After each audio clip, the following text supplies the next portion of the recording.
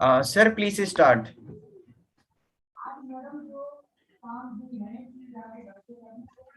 Okay.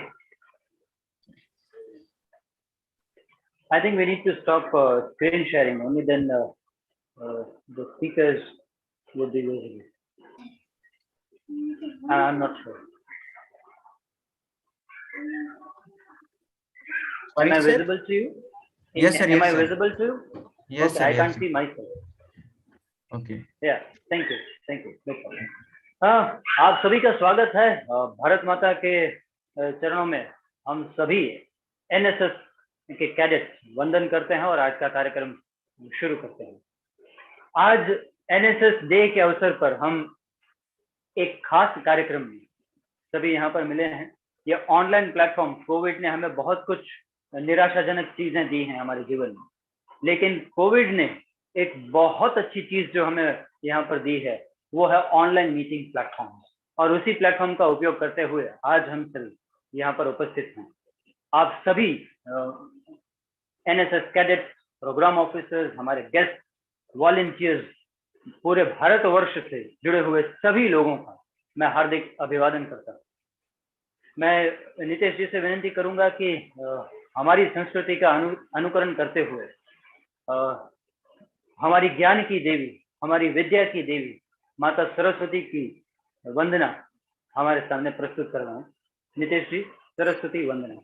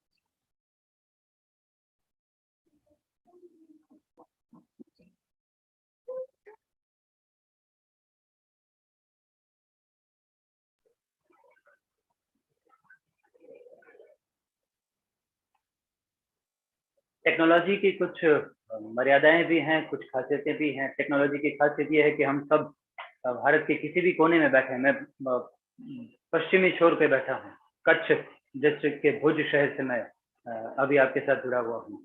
कोई आता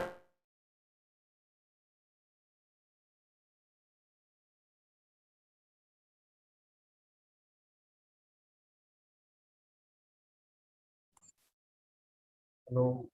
Sir, you are mute. Kindly unmute your. Excuse me, sir. कुछ चीजें हैं जो हमारे सामने ठीक से प्रस्तुत नहीं हो पा रही। हम आगे बढ़ते हैं और हमारे राष्ट्रीय सेवा योजना, नेशनल सर्विस सॉन्ग हम आगे बढ़ते हैं। मैं विनती करूंगा नितेश जी से कि वो एनएसएस सॉन्ग प्ले करें।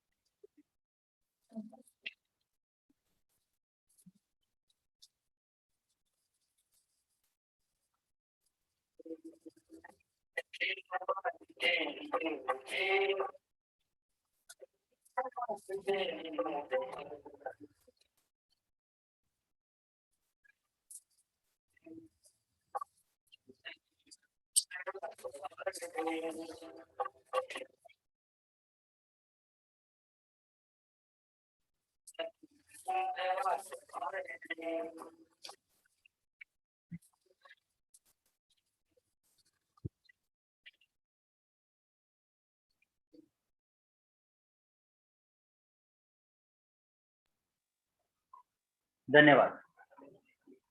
हमारे लिए जैसे सभी धर्मों के अंदर, सभी समुदायों के अंदर अपने अपने इष्ट देव होते हैं, अपनी अपनी प्रार्थनाएं होती हैं।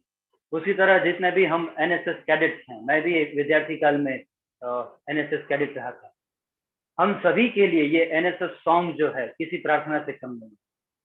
आप सभी ने धैर्य के साथ इसे सुना, इसलिए आप सभी का आभार।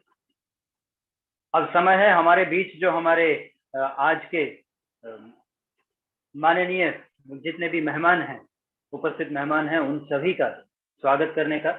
मैं उन सभी का परिचय देता हूं। हालांकि अगर ये फिजिकल प्रोग्राम होता था तो हम बहुत अच्छे से किसी न किसी वस्तु से भेंट करके हम किसी का स्वागत करते थे, लेकिन आज अभी इस प्लेटफॉर्म पर हम वर्चुअली सभी का स्वागत करते हैं। मैं बहुत संक्षिप्त में सभी का परिचय दूंगा। टेक्नोलॉजिकल मर्यादाओं के कारण थोड़े हम लेट शुरू हुए हैं, लेकिन समय पर खत्म करने की हम पूरा प्रयास करें। तो सबसे पहले आज हमारे जो दो स्पीकर्स हमारे साथ में जुड़े हैं उनका परिचय देता हूं। उनमें से एक हैं प्रियंका बिस्सा जी। आपका स्वागत है मैडम। आप टेडेक्स शो में स्पीकर रहे हैं, साथ में एनएसएस के प्रेसिडेंट अवार्डी भी रहे हैं। साल 2019 में इन्होंने अवार्ड प्राप्त किया है। साथ में अभी वह नेहरू युवा केंद्र संगठन के साथ भी काम कर रहे हैं। यूथ डेलीगेट के तौर पे चाइना में उन्होंने ministry of youth affairs and sports government of India को रिप्रेजेंट किया था। उन्होंने पीएचडी स्टूडेंट भी हैं एवं बहुत सारी प्रवृत्तियों के साथ वो जुड़े हैं। मैडम, आपका स्वागत है। इसके साथ हमारे पास आज अवसर बहुत अच्छा प्राप्त हुआ है और एक और हमारे पास स्पीकर हैं हमारे साथ, दुर्गा शंकर सूर्यवंशी जी। आपका भी स्वागत है सर।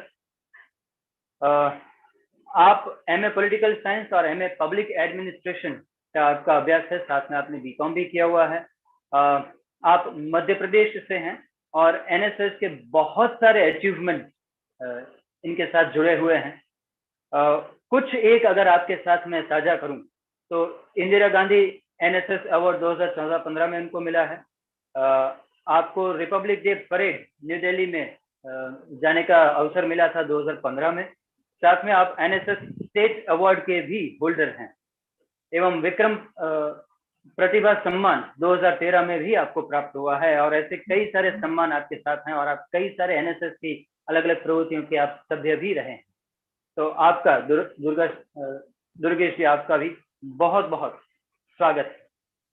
बहुत बहुत धन्यवाद जी। धन्यवाद सर, धन्यवाद। इसके साथ हमारे आज एक चीफ गेस्ट भी हैं। हमारे इस चीफ गेस्ट के अगर हम इनका इंट्रोडक्शन दें तो शायद मुझे लगता है 1 मिनट 2 मिनट या 10 मिनट कम पड़ेंगे, क्योंकि इनके पास बहुत सारा अनुभव है, बहुत सारी प्रवृत्तियां हैं, और मुझे लगता है मैं उनका डिटेल्ड इंट्रोडक्शन दूं, इससे अच्छा है कि वह जब बोलेंगे तब उनकी वाणी से हम उनको ज्यादा हम समझेंगे। लेकिन फिर भी उनके स्वागत स्वरूप एक छोटा सा उनका स्वागत स्वरूप कुछ हम उनकी एक पहचान आपके सामने रखने का प्रयास करेंगे। हमारे आज के जो चीफ गेस्ट हैं वो है कृष्ण कुमार गुप्ता जी। ये इन्होंने जिस दिन के लिए आज हम मिले हैं, एनएसएस डे, ये एनएसएस डे के फर्स्ट फाउंडिंग वॉलंटियर्स में से। एनएसएस की शुरुआत हुई थी 1969 से, और उस वक्त शायद महात्मा गांधी जी का जन्म शताब्दी महोत्सव या ऐसा कुछ सेलिब्रेशन चल रहा था। आज सुबह में ही माननीय राष्ट्रपति जी और खेल मंत्री जो हमारे युवा मंत्री हैं अनुराग सिंह ठाकुर जी, वह भी इसके बारे में बता रहे थे। उस समय के हमारे एनएसएस वॉलंटियर्स में से जब फाउंडेशन इस देश में हुआ था, उस समय के एनएसएस वॉलंटियर्स में से एक बेस्ट सोशल वर्कर अवार्ड इन्होंने 1968 में प्राप्त किया था। इन्होंने किरोरिमा कॉलेज न्यू दिल्ली यूनिवर्सिटी से पढ़ाई किया है। वह master degree in social work की प्राप्त की है, और वह मेंबर हैं national association of professional social workers. वह कई सारे एनएसएस वॉलंटियर ग्रुप के एडमिन भी हैं, और कई सारे एक सर्टिफिकेट भी इन्होंने वैसे मैं कहूँगा कमा रखे हैं, क्योंकि कमाने में मेहनत लगती है, और इन्होंने एक मेहनत की है और एक अचीवमेंट तक पहुंचे हैं। तो मैं फिर से स्वागत करूंगा कृष्ण कुमार गुप्ता जी का। इन सभी का शाब्दिक स्वागत करते हुए मैं जिनके बारे में बहुत कुछ बोल रहा था, वैसे हमारे चीफ गेस्ट कृष्ण कुमार गुप्ता जी से निवेदन करूंगा कि वह अपने भाषण से हम सभी को आशीर्वचन प्रदान करें, और हमें थोड़ा और आगे बढ़ने के लिए हम एनएसएस में और क्या कर सकें, हम जो अभी देश में चल रहा है एनएसएस, उसमें और क्या सुधार हो सकते हैं, आपके समय में एनएसएस कैसा था, आज कैसा है, इस सब के बारे में बात करें। हमारे चीफ गेस्ट कृष्ण कुमार गुप्ता जी से विनती करूंगा कि वह अपना उद्बोधन करें। धन्यवाद। Sorry sir, due to some technical problems, Krishna Kumar Gupta sir join us lateral, so please skip schedule. No problem Nitish ji. Okay. जो जैसे मैं शुरू में ही कह रहा था कि हमारे यहाँ जब टेक्नोलॉजी इतनी विकसित नहीं थी, लेकिन फिर भी टेक्नोलॉजी के कारण हम आज देश के कोने कोने से मिल रहे हैं। तो कुछ टेक्नोलॉजिकल मर्यादाएं भी हैं, तो हम इन मर्यादाओं को, बाधाओं को दूर करते हुए आगे कृष्ण कुमार जी को सुनेंगे। तो अभी हमारे पास एक टेडेक्स, दुनिया का सबसे प्रभावी शो, जो टीवी पे तो ठीक, लेकिन सोशल मीडिया पे, खासकर यूट्यूब पे इतना हल्ला मचा के, इतना भौकाल मचा के रखा है, क्योंकि वहां पर एक से एक बड़े बड़े बुद्धिजीवी, एक से एक अनुभवी वहां पर आते हैं। ऐसे टेडेक्स शो के स्पीकर और हमारे आज के इस कार्यक्रम के खास मेहमानों में से एक प्रियंका बिस्सा जी जब हमारे पास उपस्थित हैं, तो उनसे विनती करूंगा कि आप अपने अनुभव हमारे साथ साझा करें। प्रियंका बिस्सा जी। बहुत बहुत धन्यवाद सर आपका और पूरी टीम का, जिन्होंने मुझे आज यहाँ पे आमंत्रित किया। जैसे कि सोशल मीडिया का दौर है, तो सबसे पहला प्रश्न हमेशा यही उठता है कि am I visible and am I audible? तो इसका उत्तर जरूर पहले मुझे आप सभी से। 100% madam, we can see you and we can listen you. Thank you so much. Thank you so much. तो आप सभी को आज राष्ट्रीय सेवा योजना का जो फाउंडेशन डे है, स्थापना दिवस है, उसकी बहुत बहुत शुभकामनाएं, बहुत बहुत बधाई। बहुत ही बड़ा आज का दिन है और खासकर मेरे लिए इसीलिए ज्यादा खास बन जाता है क्योंकि ये वो दिन है जिस दिन मैं व्हील चेयर पे आई थी और आज ये वही दिन है जिस दिन मैं अपने पैरों पे खड़े होकर राष्ट्रपति भवन भी गई थी। तो ये मेरे लिए दोनों मायने में बहुत ही खास दिन है। 2018 मेरा बहुत बड़ा एक्सीडेंट हुआ था जिसके कारण मैं व्हील चेयर पे आ गई थी और ठीक 2019 एक साल बाद संयोग के बात यह है कि वही दिन वही समय मैं व्हील चेयर से उठ चुकी थी और राष्ट्रपति भवन तक पहुंच गई थी। ये शायद एनएसएस के अंदर का जो जज्बा है, एनएसएस में हमारे अंदर जो ऊर्जा भर देती है, जो विल पावर आ जाता है, एक फियरलेसनेस आ जाता है, शायद ये उसी का थोड़ा बहुत कमाल था, जो चीजें मैंने उससे सीखा था, जिसके कारण एक व्हील चेयर पे चलने वाला व्यक्ति आज खड़े होके इधर उधर बहुत जगह पे चल रहा है, घूम रहा है, अपनी बातों को बता रहा है, सीख रहा है, समझ रहा है और लोगों को भी सिखा रहा है। एनएसएस की जब मैं बात करूं तो हम सभी जानते हैं, जो भी यहाँ पे जुड़े हैं वो व्यक्तिगत रूप से एनएसएस से कहीं ना कहीं जरूर जुड़े रहे हैं, उनकी गतिविधियों से भली भांति अवगत हैं और जानते हैं कि ये कैसा किस प्रकार का प्रभाव देता है। पर मैं एक और चीज इस पे ऐड ऑन करके या बात करना चाहूंगी कि एनएसएस के अलावा ये एनएसएस केवल 2 वर्षों का होता है या मैक्सिमम 3 वर्षों का होता है। उसके बाद क्या ये एक सम्मान पाने के बाद सीमित हो जाना चाहिए या इसमें आगे भी कुछ ना कुछ कंट्रीब्यूशन होना चाहिए? तो इसके लिए 2 चीज हैं जिसके लिए मैं आप सभी से अनुरोध करूंगी कि जितने भी यहाँ पे मेरे साथ साथी आज जुड़े हैं वो भी इस मुहिम में एक अपने आप योगदान दें कि जब हम एनएसएस कर लेते हैं, जब इस मुकाम पर पहुंच जाते हैं, उसके बाद एनएसएस को एक प्रोफेशन ना मानते हुए, समाज सेवा को एक प्रोफेशन ना मानते हुए एक जीवन शैली के रूप में उसको अपनाने की कोशिश करें, ताकि ये आर्थिक रूप से आपको मुनाफा देने वाली संस्था नहीं है या आर्थिक रूप से आपको स्टेबल करने वाली संस्था नहीं है। ये हमें वो सिखाती है कि कैसे हमारी जीवन शैली बने, कैसा हमारा व्यक्तित्व बने और कैसे हम व्यक्तिगत जीवन में उन उद्देश्यों को सीख कर खुद भी सीखें और दूसरों को भी सिखाएं, ताकि वो एक हैंडीकैप्ड यूथ की या हैंडीकैप्ड पॉपुलेशन की तरफ ना जाए, बल्कि एक सशक्त होकर एक सशक्त दिशा में, सशक्त भारत की दिशा में आगे बढ़े। तो इस मुहिम में मैंने कैसे अपने आप को योगदान दिया कि जैसे कि मैंने अपनी जो जर्नी चालू की थी सोशल वर्क की, मुझे उससे पहले तो ये पता ही नहीं था कि इसे समाज सेवा कहते हैं। मुझे तो काफी लंबे अरसे के बाद, खास शायद आज भी मुझे नहीं पता है कि एक्चुअली में समाज सेवा, समाज या सोशल एक्टिविटीज कहते किसे हैं, क्योंकि मैं तो वही करती हूँ जो मैं रोजमर्रा की जिंदगी में करते आई हूँ बचपन से, वही मैं रोज कर रही हूँ।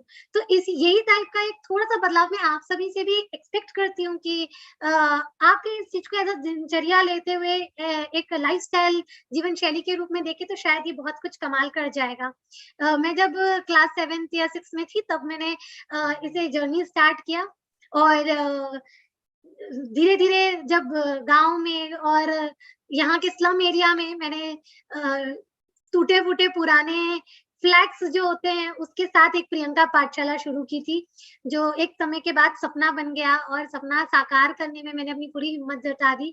12th के बाद मैं जब स्टैंडर्ड में थी तब से मैंने काम करना शुरू किया था और उसी के बाद मैंने अपनी स्कूल को स्थापित किया, क्योंकि गली गली पे जाना और उन्हें स्लम को पढ़ाना शायद ये उतना कारगर नहीं होता है जब तक हमारे पास एक सस्टेनेबल लॉन्ग टर्म सॉल्यूशन नहीं हो किसी प्रॉब्लम का।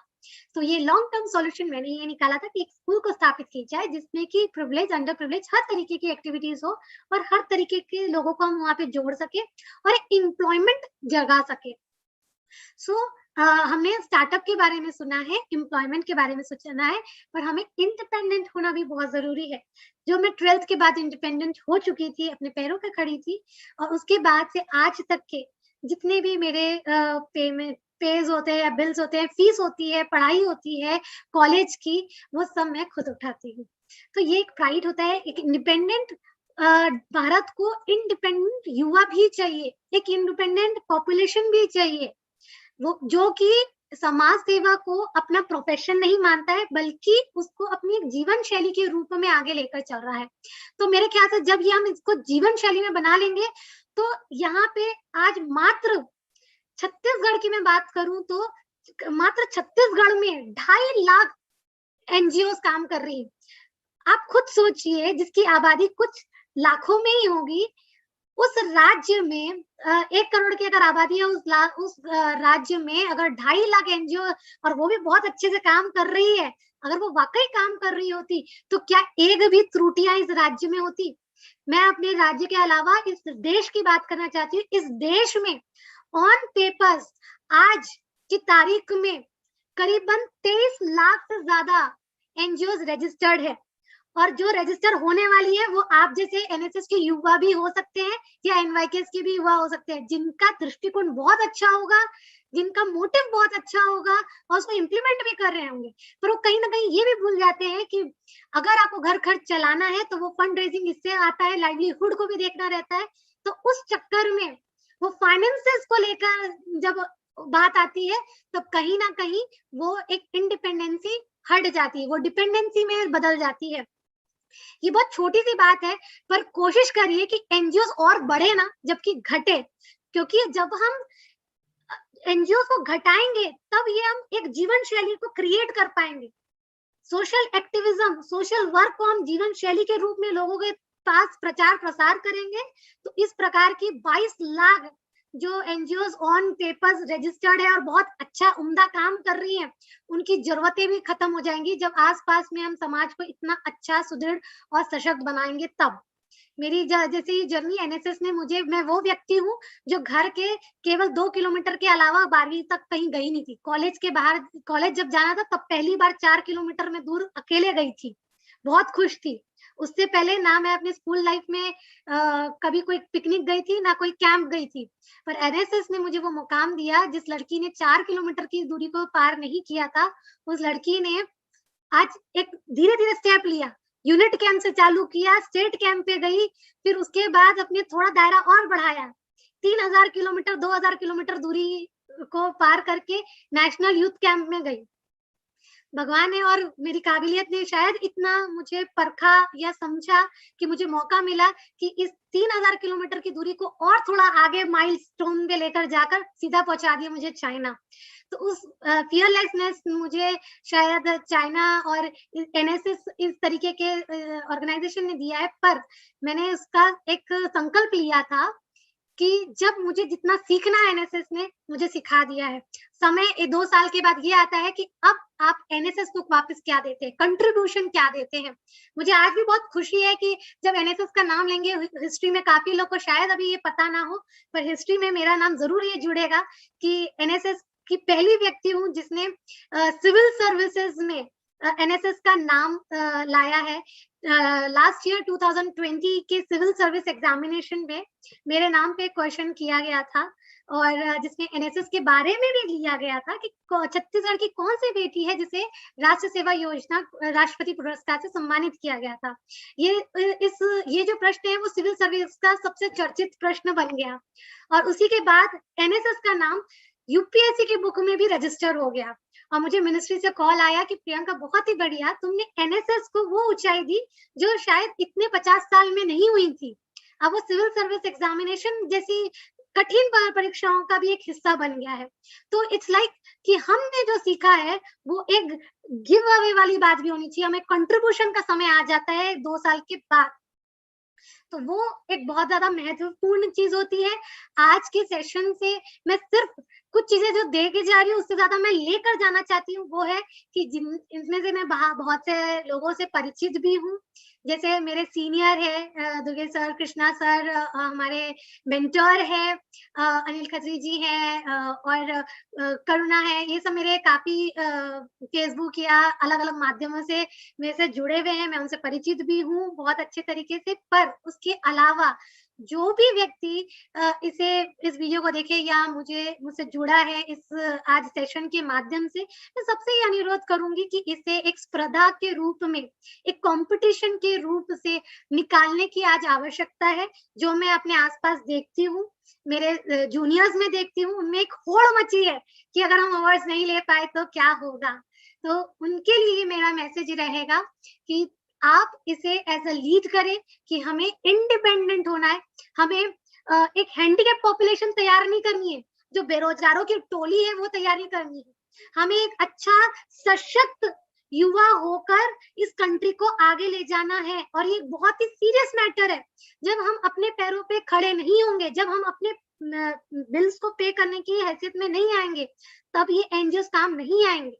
आपको एक फंड रेजिंग में एक बार मेहनत करके, आपको फंड रेजिंग करके एक बार आप किसी की दुविधाओं को सुलझा सकते हैं, पर लॉन्ग टर्म के लिए उनकी काबिलियत ही उन्हें आगे तक ले जाएंगी।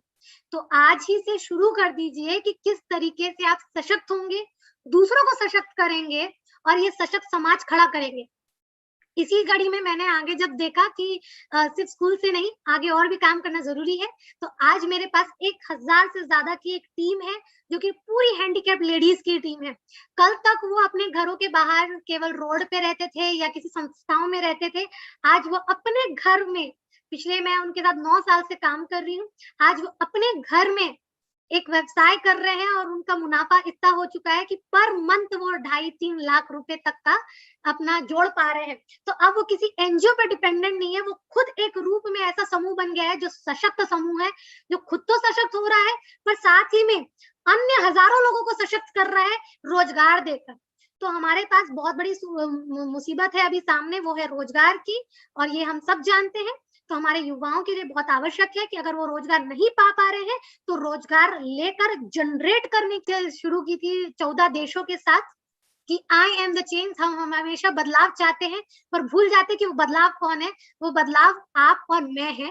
तो वो हमसे ही है, हमारा ही है और हमारे लिए ही है। बस ये कहीं ना कहीं हम भूल जाते हैं, कहीं ना कहीं भटक जाते हैं। वर्तमान में मैं यूनिसेफ के साथ वर्क कर रही हूँ, ministry of youth affairs, NSS, NYKS, और मेरी खुद की स्कूल है भी। मेरे बहुत सारे बच्चे हैं जिनको मैं पढ़ाती हूँ और शायद इसी के कारण ये मेरा पूरा समय एक बहुत ही अच्छा सर्कल बीतता है जिसमें मेरा 24/7 एक पॉजिटिविटी के साथ, एक एम्पावरमेंट के साथ, एक जॉयफुल के साथ और एक हेल्दी एंड फिट पूरा 24 घंटा रहता है। तो आप भी वैसा ही प्लान कर सकते हैं, उसी तरीके से आगे बढ़ सकते हैं, क्योंकि एनएसएस एक सिर्फ 2 साल की जर्नी है जिसमें आप सिर्फ सीखते हैं कि किस तरीके से आप समाज सेवी जीवन शैली को लेते हैं, ना कि समाज सेवी उद्यमी बनेंगे, बल्कि हमको उसका मॉनिटरी नहीं बल्कि उसका एक लाइफस्टाइल सीखना बहुत जरूरी है। अवार्ड्स और ये सब आते रहेंगे और जाते रहेंगे, इसका फायदा आपको मेरे ख्याल से सिर्फ 1 साल आपको बहुत अच्छा लगेगा, बट उसके बाद केवल आपकी व्यक्तिगत जीवन में, मेरे ख्याल से मेरे जो अनुभवी यहाँ पे लोग जुड़े हैं वो इस बात पे सहमत होंगे कि केवल आपकी काबिलियत, आपकी मेहनत ही आपको इस एनएसएस अवार्ड के बाद इस हो सकता है इस स्थिति पे लाके रखती है या इस स्टेज पे आपको अभी तक मेंटेन करके रखती है। वो आपकी काबिलियत ही है और आपकी लाइवलीहुड भी आपकी इंडिपेंडेंसी ही है, और कोई दूसरा अवार्ड या आपका रिकॉग्निशन उसमें कोई भी 4 चांद इसके अलावा नहीं लगाता है। बस ये जरूर धन्यवाद देती हूँ कि इसके कारण मेरे काम को पहचान मिली। जो लोग क्योंकि मैं एक लौती लड़की हूँ, तो जो लोग ऐसा सोचते थे कि जो 2 किलोमीटर से बाद में 3000 किलोमीटर के अलावा जो मैंने एक सफर तय किया एनएसएस के माध्यम से, मेरे ख्याल से इसके बाद काफी ऐसी यहाँ की लड़कियां हैं जो इस दिशा में आगे बढ़ी कि हाँ हम भी बाहर जा सकते हैं, हम भी compete कर सकते हैं, हम भी fearless हो सकते हैं, हम भी बोल सकते हैं। तो वो एक जरूर बात है एनएसएस के अंदर। पर इसके साथ मैं ऐसे आशा करती हूँ कि अगर हम लोग यहाँ पे इतने लोग जुड़े हैं तो वो आज मेरे एक साथी बन गए हैं इस मुहिम में कि हम केवल समाज से भी संस्थागत एक प्रोफेशन नहीं बल्कि हम एक जीवन शैली को लेकर आगे बढ़ने वाले हैं।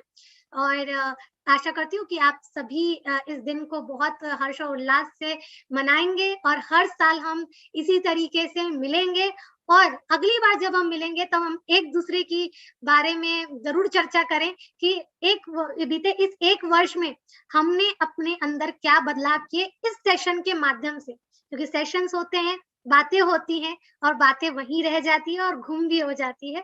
तो कोशिश करें कि हम अपने शब्दों में कहीं ना कहीं सच्चाई भी झलकाएं जो कि अपने काम से झलकती है। तो यही मैं आखिरी कहना चाहूंगी और आप सभी को पुनः धन्यवाद देते हुए और आपको फिर से शुभकामनाएं देती हूँ राष्ट्रीय सेवा योजना की, क्योंकि इसी परिवार ने मुझे आप सभी से मिलवाया है और हम जुड़े रहेंगे। कभी आपसे मुझे काम पड़े या आपको मुझसे काम पड़े तो कभी भी आप मुझसे संपर्क कर सकते हैं। मैं आपको अपना लिंक भेज दूंगी। बिल्कुल हम जुड़े रहते हैं। जब एनएसएस के कारण ही शायद मुझे एक घर की बेटी से छत्तीसगढ़ की बेटी की उपाधि दी गई है ऑफिशियली, तो जरूर वो एक जिम्मेदारी है। तो बिल्कुल धन्यवाद और पूरी टीम को धन्यवाद। और अगर कोई भी प्रश्न हो तो मेरे ख्याल से हम वो भी कर सकते हैं, पर ज्यादा मैं समय नहीं लूंगी क्योंकि मेरे अनुभवियों को मैं सुनना जरूर चाहूंगी और आगे इसको कंटिन्यू करना चाहूंगी। धन्यवाद प्रियंका जी। मुझे लगता है अभी प्रश्नों के लिए योग्य समय नहीं है। हम बाद में एक फीडबैक सेशन हमने आखिर में रखा हुआ है, तो उस समय में यदि किसी को कोई प्रश्न होगा तो वो आपसे जरूर साझा करेंगे।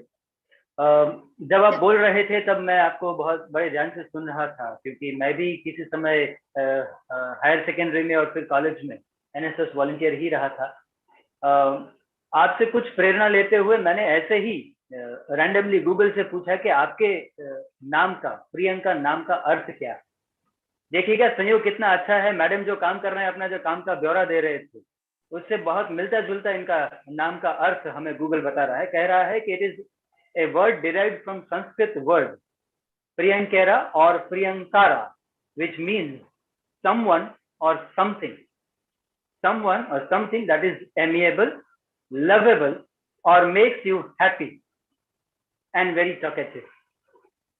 शायद अपने नाम को सार्थक करने के लिए ही ये एनएसएस से जुड़े थे और एनएसएस के साथ जोड़ के अपने आप को विकसित किया, देश को, अपने राष्ट्र को विकसित करने में उन्होंने बहुत बड़ा योगदान देने की शुरुआत की है। मैं शुरुआत इसलिए कहूंगा क्योंकि अभी वे मैडम जो हैं तो सिर्फ छत्तीसगढ़ में काम कर रहे हैं। आशा करते हैं कि इस सेशन के माध्यम से लोग इनको और जाने, टेडेक्स के माध्यम से लोग इन्हें और जाने और इनका जो कार्य है वो और फैले और पूरे राष्ट्र के निर्माण में जो दिव्यांग हैं सभी बहनें, वो दिव्यांग बहनों को और सहारा मिले और जानकारी मिले अपने सही जीवन के बारे में। दोस्तों, हमारे साथ इस खास कार्यक्रम में कुछ कोलैबोरेशंस भी हैं। मैं अभी जब हम सब यहाँ पर अब उपस्थित हैं तो इन कोलैबोरेशंस को भी याद करना चाहूंगा। हमारे साथ 3 एनएसएस यूनिट्स भी कोलैबोरेट किए हैं। NSS J C Bose university of science and technology YMCA cell, NSS Netaji Subhash university of technology cell and NSS Shri Bhawani Niketan Mahila PG Mahavidyalaya Jaipur unit. ये सभी एनएसएस यूनिट्स जो हैं हमारे सहयोगी हैं आज के कार्यक्रम के। इसके साथ हमारे आज के कार्यक्रम के 2 सोशल मीडिया पार्टनर्स भी हैं। जैसे मैडम ने बहुत शुरू में कहा था कि सोशल मीडिया का जमाना है, तो हमें ये पूछना पड़ेगा कि हम दिख रहे हैं, हम सुनाई दे रहे हैं या नहीं। तो हमें और लोगों तक हमारा आवाज पहुंचाने के लिए, हमारे प्रयत्नों को और लोगों तक पहुंचाने के लिए हमारे साथ 2 सोशल मीडिया पेजेस जुड़े हैं, वो भी सिर्फ एनएसएस के लिए ही काम करते हैं। प्राउड टू एनएसएस और एनएसएस इंडिया 1, ये 2 हमारे सोशल मीडिया पार्टनर्स भी हैं। आप सभी का मैं फिर से स्वागत करता हूं और कार्यक्रम को आगे बढ़ाते हुए हम इस वर्चुअल मीट में एक नया प्रयास भी करने की कोशिश में है। जैसे हम अगर आज जैसे मैं जिस जिले से हूँ, कच्छ डिस्ट्रिक्ट से हूँ, कच्छ डिस्ट्रिक्ट में हमारी डिस्ट्रिक्ट यूनिवर्सिटी भी है और यहाँ पर हमारा स्टेट लेवल कार्यक्रम भी एक चल रहा था आज एनएसएस का। और पिछले 2 दिनों से विविध सांस्कृतिक प्रवृत्तियां हमने की। आज स्टेट लेवल अवार्ड्स भी एनायत किए और जो अलग अलग स्पर्धाएं थी उनके विजेताओं को भी हमने सम्मानित किया। तो क्यों ना हम आज के कार्यक्रम को भी कुछ रंगारंग बनाने का प्रयास करें और एक साउथ स्टेट वॉलंटियर्स का हमारा ग्रुप है, उनका एक फोक डांस हम यहाँ पर देखें। हमारे पास अलग अलग सभी परफॉर्मेंसेस हैं करीब 2 जितने परफॉर्मेंस हैं, इसमें अलग अलग राज्यों से 7 जितने पार्टिसिपेंट हमारे साथ जुड़े हैं। मैं सभी का नाम इस वक्त यहाँ पर ले रहा हूँ।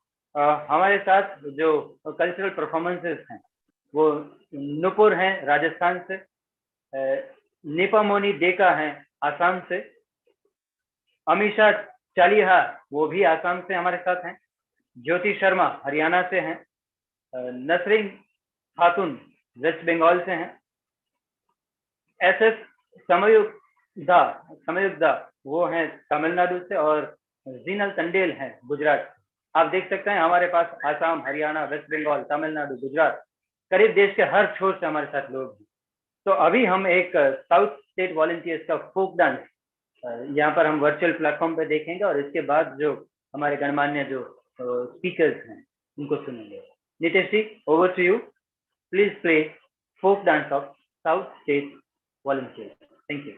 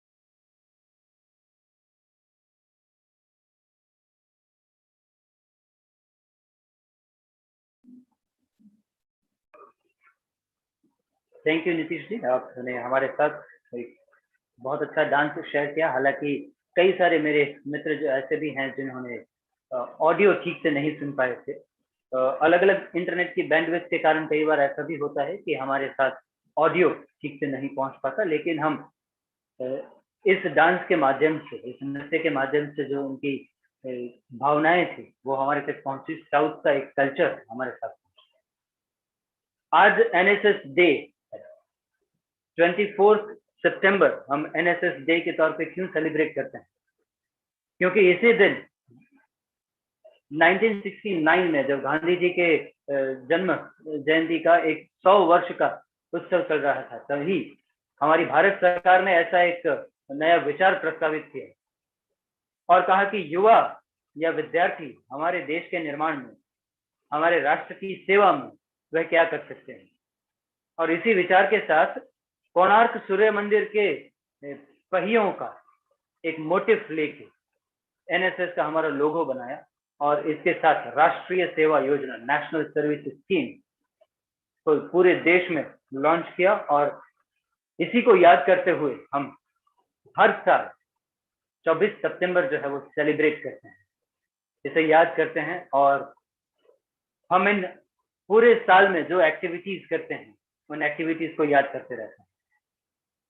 दोस्तों, हमारे साथ हर उम्र वर्ग के लोग यहाँ पर जुड़े हुए हैं। मैं कई लोगों को यहाँ पर देख रहा हूँ जिनके बार बार वीडियो पॉपअप हो रहे हैं, उनको मैं देख पा रहा हूँ। किसी की उम्र 17 साल है, किसी की 18 साल है, किसी की 20 साल है, कोई हमारे जैसे 25, 30, 35 सालों के बीच में भी है। हम सभी ने किसी न किसी समय पे एनएसएस के साथ कुछ ना कुछ काम किया है। लेकिन आज हमारे साथ हमारे चीफ गेस्ट जो हैं, उनके बारे में जब मैंने जाना, उनके बारे में जब मैंने पढ़ा कि वह कौन है, क्योंकि जब मुझे संचालन करना है मुझे हर व्यक्ति के बारे में जानकारी होनी चाहिए कि वो व्यक्ति कौन है, तब मुझे बहुत गौरव हुआ कि मैं इस व्यक्ति को मेरी स्क्रीन पे मेरे सामने मैं देख पाऊंगा जिन्होंने फर्स्ट बैच में एनएसएस किया था। 1969 के फर्स्ट फाउंडिंग वॉलंटियर में से एक, कई सारे अवार्ड और कई सारे सर्टिफिकेट होल्डर। वैसे हमारे कृष्ण कुमार गुप्ता जी हमारे पास अब उपस्थित हैं, हमारे चीफ गेस्ट हैं। मैं उनका बहुत बहुत बहुत हृदय से स्वागत करता हूं और उनसे विनती करता हूं कि आप अपनी वाणी से हम सबको प्रभावित करें, हमें नए लेसन दें। आपका फिर से स्वागत है, कृष्ण कुमार गुप्ता जी। सॉरी सर, आप म्यूट हो। आपका अनम्यूट करना पड़ेगा माइक पर, आपका माइक अनम्यूट करना पड़ेगा, तब हम आपको सुन पाएंगे। अब ठीक है सर? जी जी जी, बिल्कुल सर, बिल्कुल sir. Okay, welcome sir, over to you. Thank you doctor Joshi, बहुत कुछ आपने मेरे बारे में बोल दिया। जब एनएसएस का एक कॉन्सेप्ट आया था, उस समय एनएसएस इसका नाम नहीं था, इसका नाम था नेशनल सर्विस कॉर्प, क्योंकि एनसीसी के पैरेलल थी, नेशनल कैडेट कॉर्प और नेशनल सर्विस कॉर्प। अब इसमें क्या था कि एनसीसी जो है एक डिसिप्लिनरी ऑर्गेनाइजेशन है। गांधी जी चाहते थे कि एक यूथ सोशल ऑर्गेनाइजेशन खड़ी की जाए जिसके अंदर युवा जो हैं वो अपना व्यक्तित्व का विकास कर सकें थ्रू कम्युनिटी सर्विसेज। अब ये विचार गांधी जी ने, डेथ उनके 48 में हो गई है तो इससे पहले का विचार होगा, तो 1950 से ही सरकार ने इस दिशा में काम करना शुरू किया था, लेकिन वो कुछ कार्यान्वित नहीं हो पा रहा था, आगे नहीं बढ़ पा रहा था। अब क्या था कि गवर्नमेंट सीरियस होती जा रही थी जैसे जैसे गांधी जी का 100वां साल आ रहा था, और वो गांधी जी के 100वें साल पे इसको गांधी जी को श्रद्धांजलि के रूप में देना चाहते थे। अब इसके अंदर बहुत ज्यादा एक्सपीरियंस चाहिए सोशल वर्क का, क्योंकि एनएसएस ऐसे नहीं बन जाती। अभी मैं उस पर कोई चर्चा करूंगा आपसे कि एक अधूरा इतिहास छपा हुआ है एनएसएस का, जिसमें ये कहा गया है कि डॉक्टर V.K.R.V. राव ने 24 सितंबर को 37 यूनिवर्सिटी को इन्फॉर्म किया और एनएसएस चालू हो गया। ये अधूरी कहानी है, मैं थोड़ा से पहले लेके चल रहा हूँ। 1968 में पायलट प्रोजेक्ट शुरू हुआ था दिल्ली यूनिवर्सिटी से, जिसके अंदर I was the convener of volunteers, और हम स्कूल और सोशल वर्क के साथ जुड़े थे, क्योंकि सोशल वर्क उस समय का आप ध्यान करिए, जब साइकिल भी लोगों को नहीं मिल पाती थी, तो सोशल वर्क के बारे में क्या सोचेंगे। सोशल वर्क का कॉन्सेप्ट सिर्फ यहाँ तक सीमित था कि अगर बाढ़ आ जाए तो एक डब्बा लो और भीख मांगना शुरू कर दो, चंदा इकट्ठा करना शुरू कर दो। उसके अंदर संस्थाएं आ जाती थी, कपड़े इकट्ठे करो, इस तरह के बात थे।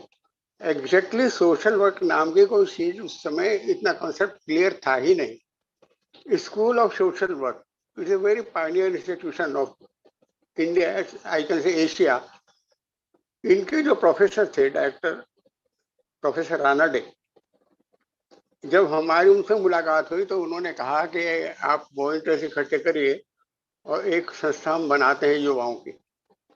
उस समय हमें ये भी नहीं पता था ये गवर्नमेंट स्कीम के अंडर में है। एक वो प्रोग्राम बनाया और गांधी आश्रम, आप जानते होंगे, गांधी आश्रम ने हमें स्पॉन्सर किया और हमारा जो पहला कैंप था जून 1968 के अंदर हिमालय रेंज में गया।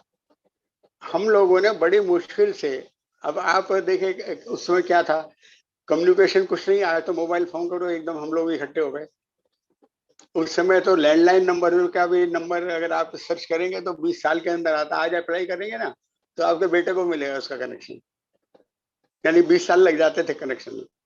अगर आपको कहीं दूसरी जगह स्टेट में बात करनी है तो हम ट्रंक कॉल बुक करते थे और वो मैच्योर होती थी कभी 2 दिन बाद, कभी 3 दिन बाद, जब तक कान पे लगाए या सोचते रहते थे अब कब घंटी बजेगी तो हमारी कॉल मैच्योर होगी। उस जमाने के अंदर हम लोगों ने जब वॉलंटियरिज्म की तरफ हम बढ़े, बहुत सारी निराशाएं आई, क्योंकि आज हम तैयार करके आ रहे हैं बच्चों को, कल पता लगा कि वो गायब हो गया। मुझे क्या हुआ कि मेरे घर पे मना कर दिया है कि पढ़ाई की तरफ फोकस करो, ये बेकार की बात है मत सोचो। इन परिस्थितियों में बहुत मुश्किल से 40 से 42 वॉलंटियर, और मेरे ख्याल में लगभग 20 या 21 कॉलेज थे सिर्फ दिल्ली यूनिवर्सिटी से एफिलिएटेड, उनमें से मिले। यानी आप एवरेज लगा लिए तो 1 या 2 वॉलंटियर पर कॉलेज।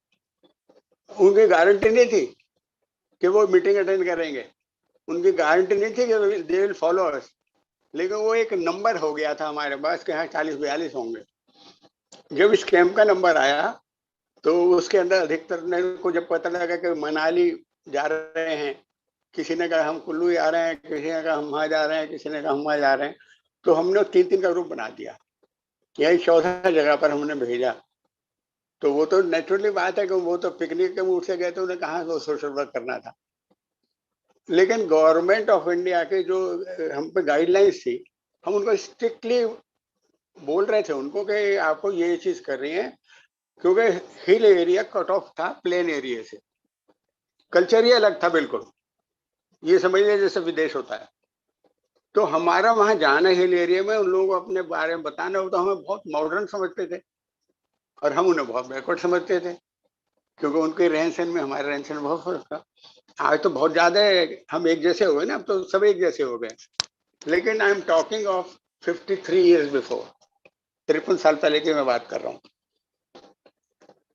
तो ये जब हम लोगों का कैंप हुआ, उसके सारे के सारे जो भी वो थे डेटा कलेक्ट हुए, उसके हिसाब से स्कूल ऑफ सोशल वर्क ने आगे प्रोग्राम चलाया और VK राव जी खुद राजघाट पे हमारा कैंप लगा, उसको इनॉग्रेशन उन्होंने ही किया। इस बात का कहीं जिक्र पढ़ा है आपने, कहीं सुना है?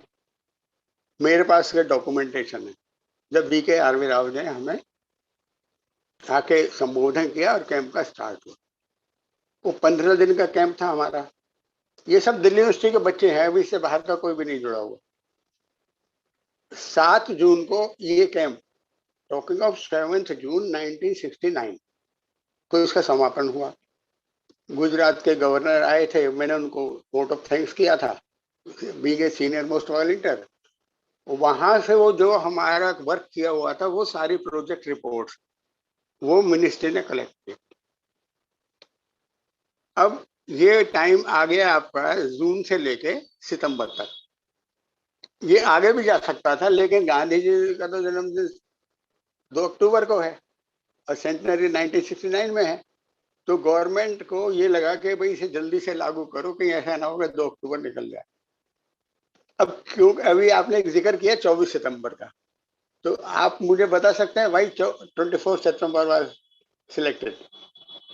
मेरे ख्याल से बहुत सारे बच्चों को नहीं पता क्या खास दिन था 24 सितंबर। आज तो NSS डे है, पर जब NSS डे बना था तो उस दिन क्या खास था? बड़ी सिंपल इक्वेशन है, कम्युनिकेशन था नहीं, फैक्स थे नहीं, टेलीप्रिंटर टेलेक्स थे नहीं, मोबाइल साधन थे नहीं, एकमात्र साधन था कि चिट्ठी लिखो और पोस्ट कर दो। डाक विभाग के थ्रू पोस्ट होती थी। अब यहाँ से कोई चिट्ठी किसी स्टेट में जानी है, केरला जानी है, तमिलनाडु जानी है, कितना दिन लगेगा?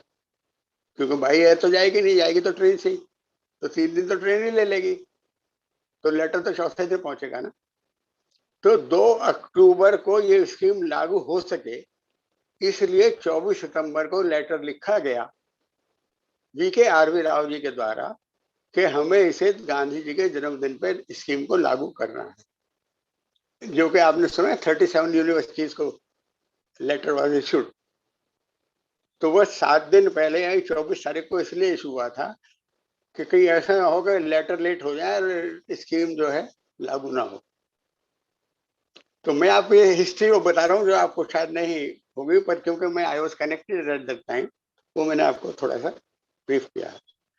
अब उसके बाद जो हमारी एक्टिविटीज थी वो एडल्ट लिटरेसी थी, जो कि आज चाइल्ड एजुकेशन में हो गई। ब्लड डोनेशन था, जो आज ब्लड डोनेशन में है।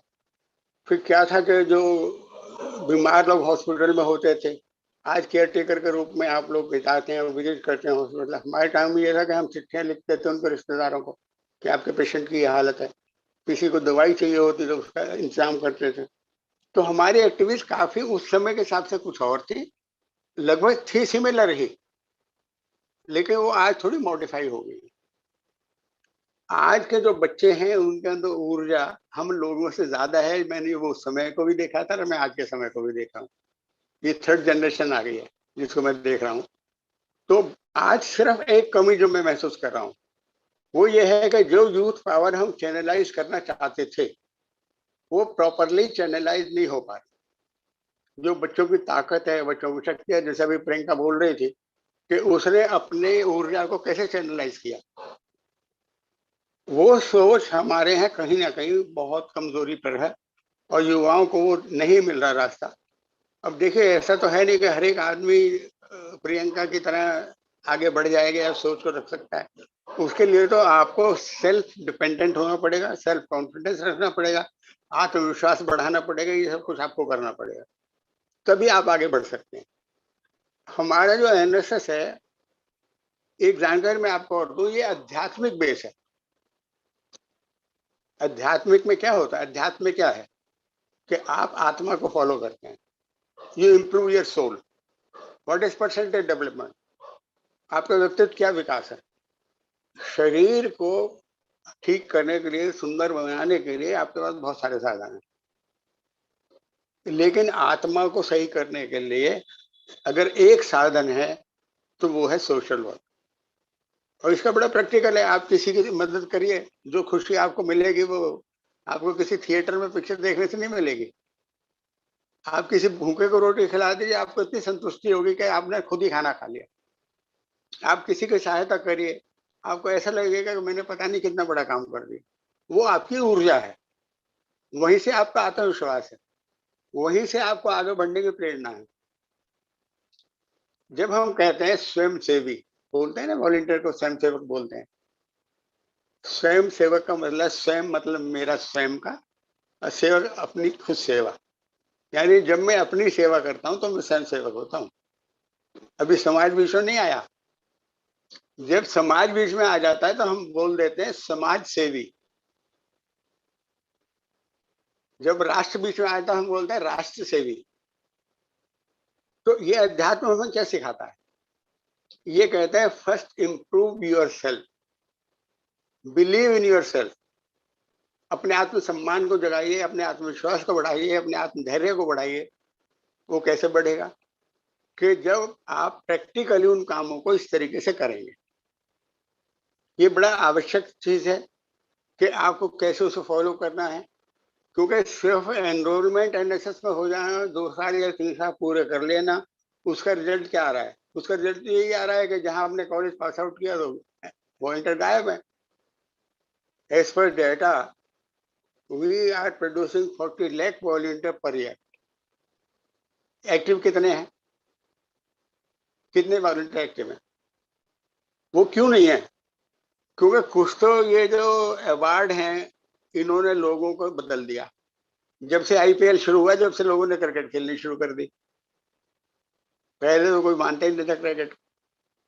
क्योंकि पैसा दिखने लगा, अवार्ड दिखने लगा, पार्टिसिपेशन दिखने लगा। इसी तरह एनएसएस का हो गया। अभी आप डालिए कि electronic certificate will be issued if you join this webinar. देखिए, आप जिनको जानते भी नहीं वो भी आपको ज्वाइन कर लेंगे,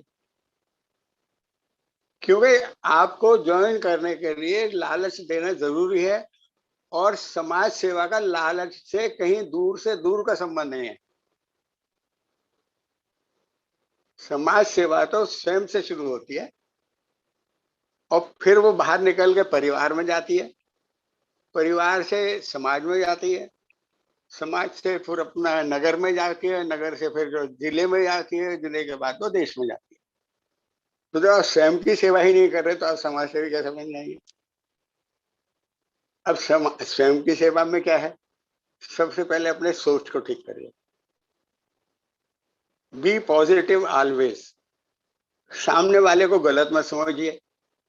डोंट बी जजमेंटल कि पहले आपने उसको कर लिया कि ये तो ऐसा ही है। किसी के ऊपर शक ये मत करिए कि इसको तो इसलिए अवार्ड मिल गया क्योंकि इसकी जान पहचान बहुत ज्यादा थी, इसको तो ये ऐसा मिल गया क्योंकि इसका सोर्सेज ज्यादा थे। ये सब बातें नकारात्मक सोच को आपके को पैदा करती है।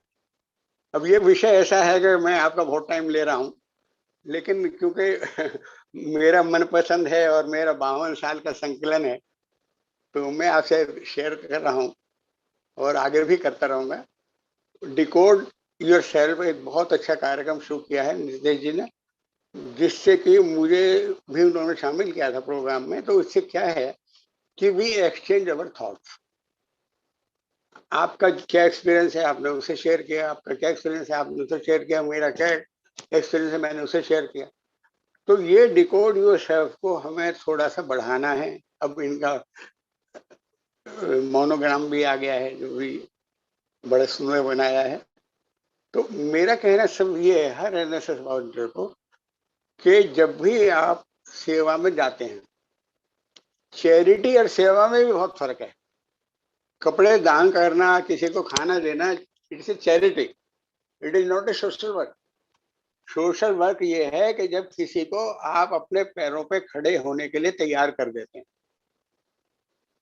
वो कहावत है ना कि एक मछली किसी को रोज मत बांटिए, उसको मछली पकड़ना ही सिखा दीजिए, जिससे कि वो जो है आप पे डिपेंडेंट ना हो। आज नेता क्या कर रहे हैं? बिजली फ्री, पानी फ्री, ये फ्री, वो तो काम किस लिए करेगा? खाना लोग खिला देते हैं, बांट देते हैं, पानी सरकार फ्री देती है, बिजली सरकार फ्री देती है, करना क्या है जिंदगी में? तो हम कहाँ ले जा रहे हैं देश को? कितनी नकारात्मक सोच की तरफ हम जा रहे हैं सिर्फ अपने लालच की वजह से। ये सारी चीजें एनएसएस के पास मौजूद हैं। एनएसएस के पास वो आपके पास वो प्लेटफॉर्म है जिसके थ्रू आप बेस्ट एक्सपोजर दे सकते हैं। नेशन बिल्डिंग में बहुत बड़े एक्सपोजर दे सकते हैं, हर थॉट प्रोसेस में कर सकते हैं, अपनी सराउंडिंग में एक बहुत अच्छा एटमोसफेयर बना सकते हैं। तो NSS is a platform just like internship after your academics. जैसे डॉक्टर पढ़ाई करता है उसके बाद एक इंटर्नशिप होती है, प्रैक्टिकल ट्रेनिंग। इंजीनियर जब पढ़ाई करता है उसके बाद एक टेक्निकल ट्रेनिंग होती है। तो ये आपकी कॉलेज के अंदर एक प्रैक्टिकल ट्रेनिंग है एनएसएस। इसको एंजॉय करिए, इसको समझिए, इसके अर्थ को जानिए और अपने आप को सशक्त करिए। So thank you all, thank you very much. Doctor साहब मैंने बहुत टाइम ले लिया आप लोगों का। सुना नहीं सर, ये हम आपसे आभारी हैं।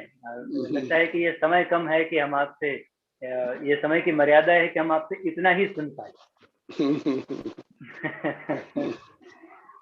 नहीं, लेकिन बहुत आनंद हुआ। धन्यवाद सर आपका। कृष्ण कुमार जी, आपने इतना समय निकाला। वैसे हम ये धन्यवाद करके आपको ऐसे विदा नहीं करेंगे क्योंकि आपसे बहुत सारी बातें करना और भी बाकी है। हम साथ मिलके बहुत कुछ अभी और भी सुनेंगे, देखेंगे। जी जी जी। सर ने एक बहुत अच्छी बात की कि इतिहास क्यों 24 सितंबर, तब जाके पता चली। ये सर जब आप बता रहे थे तब मैं इंग्लिश लिटरेचर और लैंग्वेज का विद्यार्थी हूँ और वही बच्चों को पढ़ाता हूँ। तो हमारे में एक एटिमोलॉजी करके एक शास्त्र है पूरा, जो वर्ड के ओरिजिन के पीछे काम करता है, शब्द कहाँ से आया। तो ऐसा ही एक शब्द, ऐसा ही एक किस्सा है ओके, जो हम बहुत आसानी से ओके लिख के ऐसा थंब इम्प्रेशन डाल देते हैं। that was basically all correct. All correct, yes. All correct was the root word. अब पहले टेलीग्राम आता था, डिट डा के लैंग्वेज से लोगों को मैसेजेस भेजे जाते थे. तो इस विषय में किसी पोस्टमैन ने डिकोड करने में गलती किया और ऑल करेक्ट तो उसने डिकोड किया O.K. और वैसे शब्द आया ओके. तो गलती से कुछ नया जन्म हुआ और शायद यही गलती से हमें NSS डे मिला.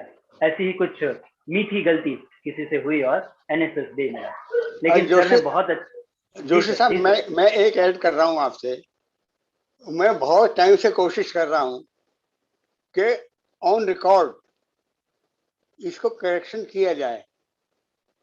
अभी हम मुगल टाइम का इतिहास तो करेक्ट कर रहे हैं, हम पता नहीं कहाँ करेक्ट कर रहे हैं, लेकिन NSS का इतिहास तो बहुत लंबा नहीं है. और जो डॉक्यूमेंट चाहिए, एविडेंस चाहिए, वो मेरे पास है. तो क्यों नहीं इसको प्रॉपर बनाते? क्यों एक बच्चों के मन में एक डाउट शुरू करते हैं कि एक सोशल ऑर्गेनाइजेशन, आप अपने कॉलेज में एक सोशल ऑर्गेनाइजेशन शुरू करते हैं, क्या आपके एक आदेश से या VC के आदेश से या प्रिंसिपल के आदेश से ऑर्गेनाइजेशन खड़ी हो जाएगी? पहले बच्चों को आपको प्रैक्टिकल ट्रेनिंग देनी पड़ेगी. तो जो ट्रेनिंग पार्ट है उसका डाटा और उन बच्चों का एक्सपीरियंस आपको शेयर करना पड़ेगा, तब संस्था खड़ी होती है. बिल्कुल बिल्कुल बिल्कुल. तो मेरा सब कहना ये है आप लोगों के माध्यम से पॉइंटर्स के कि this history should be corrected. ये अधूरी कहानी है, इंटरवल के बाद की कहानी है, इंटरवल से पहले का कुछ नहीं है. वैसे भी सर हम माननीय नरेंद्र मोदी जी ने लाल किले से इस बार अनाउंस किया था कि हम आजादी का अमृत पर्व मना रहे हैं और 75 हफ्तों तक हम कुछ न कुछ नया करते रहेंगे. तो इन 75 हफ्तों के बीच में हम मेरे यहाँ से भी मैं प्रयास करूंगा, नीतीश जी भी प्रयास करेंगे, बहुत सारे हमारे साथ लोग हैं और वो सभी प्रयास करेंगे कि आपके पास जो डॉक्यूमेंटेशन है वो सरकार तक, मिनिस्ट्री तक पहुंचाएं और आपकी जो भावना है वो सरकार तक सही मायनों में पहुंचे. और होप्स हो कि आज के आज नहीं, कल के कल नहीं, लेकिन आने वाले समय में ये हिस्ट्री थोड़ा सा करेक्ट हो. क्योंकि लोग जब हिस्ट्री मान के चलते हैं कि यही हिस्ट्री है तो उसे बदलना बहुत मुश्किल है लोगों के दिमाग से निकालना. क्योंकि मैं कहीं ना कहीं ये मानता हूँ कि हिस्ट्री है जो वो लोगों की सोच को गुलाम बना देती है कि यही था, यही मानना पड़ेगा, इसको आप चैलेंज नहीं कर सकते. उसको चैलेंज करना, उसमें से दूर हटना और लोगों के मन में नया चीज, सही चीज बिठाने का कोशिश करना, ये थोड़ा मुश्किल काम है. लेकिन हम जरूर मैं मिनिस्ट्री में है 2-4 मिनट आपके पास है अभी? बिल्कुल सर, बिल्कुल बिल्कुल. मैं मिनिस्ट्री में राजीव गुप्ता जी थे, उनसे मिला था, NSS के डायरेक्टर भी थे. जब मैं उनको ये कहा तो देखिए एक IAS का जवाब सुनिए. वो ये कहते हैं कि गुप्ता जी जब दिल्ली में आप इसे कर रहे थे तो बॉम्बे में भी कोई कर रहा होगा, महाराष्ट्र में कोई कर रहा होगा. मैंने कहा 24 तारीख को तो मिनिस्टर साहब लिख रहे हैं कि शुरू करना है, तो पहले कैसे वो कर रहे थे? नंबर 2 बात यह है, जब कैंप का उद्घाटन VK आरवी राव जी ने हमारे यहाँ आके खुद किया है तो VK आरवी राव जी बाकी पूरे इंडिया में क्यों नहीं गए कैंपों का उद्घाटन करने के लिए? या आप हिस्ट्री में डालिए कि इस कैंप का उद्घाटन उसने किया. ये महाराष्ट्र में वहां से शुरू हुआ, ये यहाँ से वहां शुरू हुआ. बेसिकली क्या है कि लोग जो ऑफिशियल्स हैं वो अपने सिर पे कुछ लेना ही नहीं चाहते. वो कहते हैं चल रही है किताब, चलने दो. बिल्कुल. तो बिल्कुल. ये युवाओं को इस धारणा को थोड़ा सा इनिशिएटिव लेना चाहिए कि जो आज सच्चाइयां हैं, जो चीजें हैं, क्योंकि एक प्रॉपर बच्चे को गाइडेंस मिलती है तो उसको समझ में आता है. अब मैं तो जहां भी जाता हूँ 24 सितंबर का वर्णन, वो सब मेरे से पूछते हैं कि ये 24 सितंबर क्यों चुना गया. अब आज मैं हूं तो मैं बता रहा हूँ आपको. जी जी. ये कहीं ऑन रिकॉर्ड है ही कि 24 सितंबर. अब आप मुझे खूब गूगल सर्च करिए, कुछ करिए, मुझे उसमें बता दीजिए कि 24 सितंबर का सिग्निफिकेंस क्या था कि जो NSS को शुरू करना पड़ा. और फिर 2 अक्टूबर को क्यों नहीं कहा गया?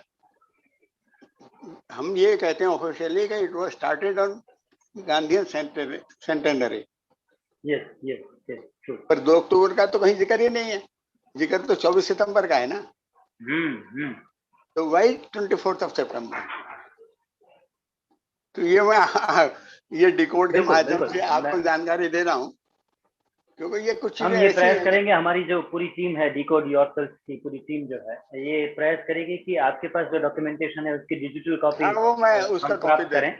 मैं दे हाँ, दूंगा कॉपी। और इसके माध्यम से हम एक सोशल मीडिया मुहिम भी चलाने का एक प्रयास कर सकते हैं, और इसके साथ मिनिस्ट्री को भी इन्फॉर्म करने का और उनको अपडेट करने का, ना सिर्फ IAS IPS जो ऑफिसर्स हैं उनको, लेकिन एक्चुअल में जो मिनिस्टर्स हैं उन तक पहुंचाने का। और मुझे लगता है मैं जितना पर्सनली अभी तक मिनिस्ट्री को जान पाया हूँ, जो मिनिस्टर्स को जान पाया हूँ, तो मुझे लगता है अनुराग सिंह ठाकुर जो है इसमें थोड़ा बहुत और सहयोग कर सकते हैं, हाँ, कि उन्होंने नहीं, हाँ ऐसे कई सारे बदलावों में उन्होंने कुछ न कुछ योगदान अपना दिया है। ही इज वेरी तो हो सकता रीजनेबल है कि वो, person. Yes he is very reasonable. So हम प्रयास करेंगे कि हम वहां तक पहुंचे और कुछ करेक्शंस जो करने चाहिए वो करेक्शंस तक हम पहुंचे। Thank you. Welcome sir, welcome welcome. इस कार्यक्रम को आगे बढ़ाते हैं।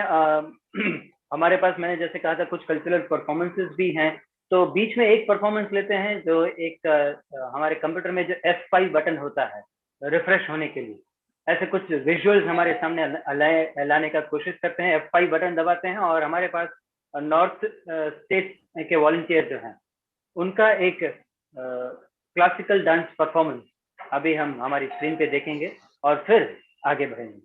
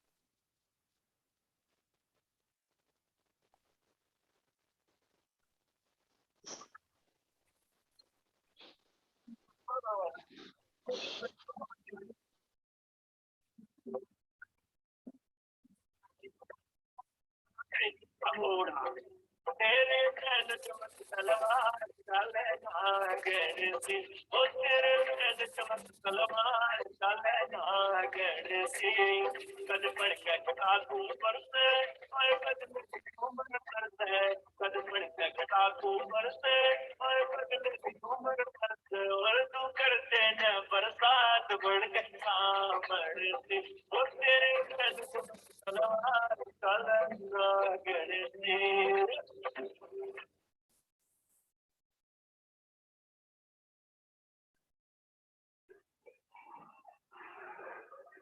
धन्यवाद नीतीश जी, हमारे साथ ये सर एक मिनट, एक्सक्यूज मी सर, एक वंस मोर प्लीज। जी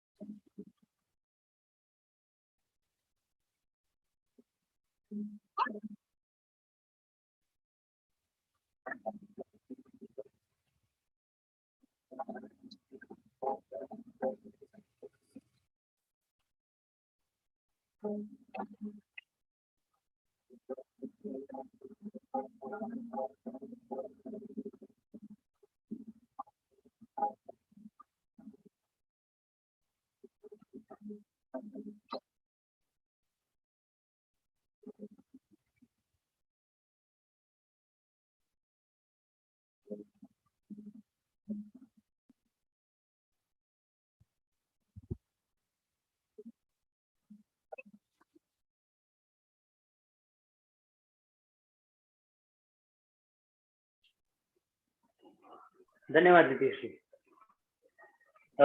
दो बैक टू बैक परफॉर्मेंसेज हमने ऐसे देखे जो हमारे देश में जब भी हम यूट्यूब बाबा से जब भी पूछें कि फोक डांस इन इंडिया, तो जैसे ही पूछते हैं तो जो सबसे ज्यादा उभर के सामने आते हैं वो राजस्थान से फोक डांस होगा, या फिर हरियाणा से ऐसे फोक डांस, या गुजरात का गरबा होगा।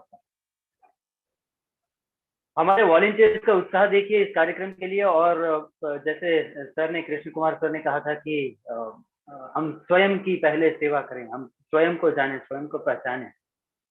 तो जब हमने हमारी जरूरत देखी कि चलिए हमें एक वीडियो वहां पर भेजना है हमारी टीम को, और हमारी टीम जो है हमारा वीडियो शेयर करेगी, तो जिस वॉलंटियर को जो सेटअप मिला, जैसा सेटअप मिला, जितना बेहतर मिला, उतना बेहतर करके हमारे सामने वह कृति हमारे सामने प्रस्तुत करने का प्रयास किया।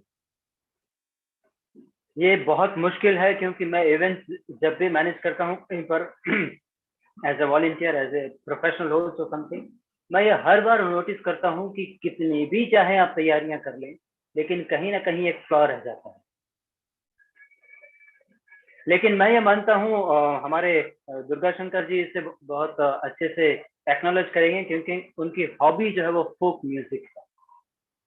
मैं जानता हूं कि फोक म्यूजिक या फोक ट्रेडिशन कहीं पर भी जब भी परफॉर्म होता है तो उसमें मैं ये नहीं कहता कि इसमें नुक्स है, उसमें गलतियां हैं, लेकिन वो शायद एक हिट जो है वो कुछ नई चीज हमारे सामने लेके आती है। ऐसे ही हमारे बीच जो फोक म्यूजिक के जो जिनकी हॉबी रह चुकी है, वैसे हमारे दुर्गा शंकर सूर्यवंशी जी हमारे साथ आज उपस्थित हैं।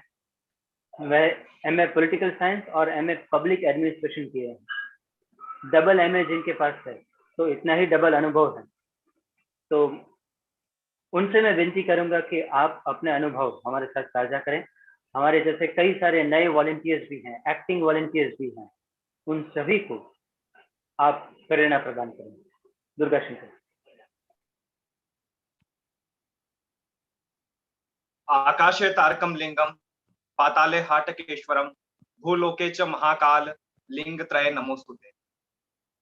कुरुक्षेत्र की रणभूमि पर खड़े होकर जिन भगवान योगेश्वर श्री कृष्ण ने श्रीमद् भागवत गीता के माध्यम से संपूर्ण विश्व को, प्रत्येक मानव को जीवन का सार दिया था, जीवन का ज्ञान दिया था, उस ज्ञान को प्राप्त करने के लिए वे जिस सांदीपनी आश्रम में आए थे, उस सांदीपनी आश्रम जो स्थित है उज्जैनी, जिसे हम जानते हैं अवंतिका, प्रतिकल्पा, कनक श्रृंगा, भोगवती, हरिण्यवती, श्री विशाला, ऐसे अनेकों नामों से विख्यात उज्जैन की पावन पुनीत धरा से मैं आप सभी को प्रणाम करता हूं। मैं प्रणाम करता हूं राष्ट्रीय सेवा योजना के अपने आप में पितामह, क्योंकि श्रद्धेय गुप्ता सर ने अपने आप में राष्ट्रीय सेवा योजना के 5 दशकों से अधिक कालखंड की यात्रा की है। और क्योंकि मेरा नंबर जब आता है, मेरा क्रमांक जब आता है, तब मैं उनके बाद में जब आ रहा हूं, तो मेरे सामने ऐसी परिस्थिति है कि मैं सूर्य के सामने दीपक लेकर खड़ा हूं। और क्योंकि समय की भी अपनी मर्यादा है, बहुत अधिक समय हो चुका है, इसलिए मैं अति संक्षिप्त वचनों के माध्यम से अपनी बातों को रखूंगा। ईस्ट इंडिया कंपनी भारत आई, उसने अपना व्यापार किया, व्यवसाय किया। तब उनका यह प्रयास हुआ कि इस भारतवर्ष को गुलाम बनाया जाए। जब उन्होंने शुरुआत की तो शुरुआत में एक व्यक्ति थे मेकाले नाम से, उन्हें भेजा और उनसे कहा कि बताइए इन्हें गुलाम कैसे बनाया जा सकता है। मेकाले जब भारतवर्ष में भ्रमण किया, अलग अलग स्थानों पर गया, तो जब उसने पूरे भारत की यात्रा की, तब उसने पाया कि भारत के लोगों की एकता, भारत के लोगों की अखंडता, भारत की संस्कृति, भारत की सभ्यता इतनी सशक्त है, इतनी मजबूत है कि किसी भी परिस्थिति में इस राष्ट्र को गुलाम नहीं बनाया जा सकता, किसी भी परिस्थिति में इन लोगों पर राज नहीं किया जा सकता। एकमात्र एक विकल्प है जिसके आधार पर हम इस राष्ट्र को गुलाम बना सकते हैं, वह विकल्प था यहाँ की शिक्षा। क्योंकि यहाँ की संस्कृति, यहाँ की सभ्यता, यहाँ की राष्ट्रीयता, सबका जो मूल आधार था वह थी शिक्षा। क्योंकि भारत की जो शिक्षा थी वह गुरुकुल परंपरा पर आधारित थी। अंग्रेजों ने यही किया, यहाँ की शिक्षा व्यवस्था पर आघात किया। धीरे धीरे अंग्रेजों ने अपनी शिक्षा प्रणाली को यहाँ पर थोपा, मेकाले की शिक्षा प्रणाली को लागू किया। हमारी स्थानीय भाषाएं, चाहे वो हिंदी हो, चाहे वो मराठी हो, चाहे गुजराती हो, चाहे पंजाबी हो, चाहे कन्नड़ हो, इन भाषाओं को धीरे धीरे अलग करते हुए उन्होंने अपनी अंग्रेजियत को यहाँ पर डाला, अंग्रेजी भाषा को यहाँ पर लाए और अंग्रेजियत संस्कृति को लाए। धीरे धीरे उन्होंने जो प्रयास किए थे वह सफल रहे और एक समय वो आया कि हम अंग्रेजों के गुलाम हो गए।